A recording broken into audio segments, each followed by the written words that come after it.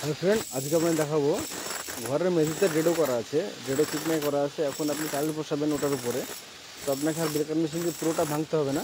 এখন just chipping করলেই আপনার ওটার উপরে কেমিক্যাল ব্যবহার করে আপনি টাইলস বসাতে পারবেন। সেটা চিপিংটা খুব ঘন ঘন করতে হবে। দেখুন আমরা প্রায় 3 ইঞ্চি পরপর চিপিংটা করছি। চিপিংটা ব্রেকার মেশিন দিয়ে একটু ডিপ ভাবে করবেন, যেন নিচে অন্তত 1 ইঞ্চির মতন ডিপ হয়।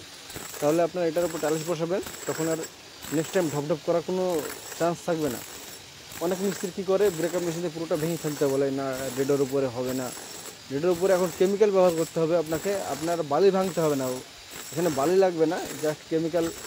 এখন প্রায় 350-400 টাকা বস্তা পাওয়া যায়, ওটা সিমেন্টও লাগবে না আপনাকে, জাস্ট শুধু কেমিক্যাল দিয়ে আপনাকে বসাতে হবে।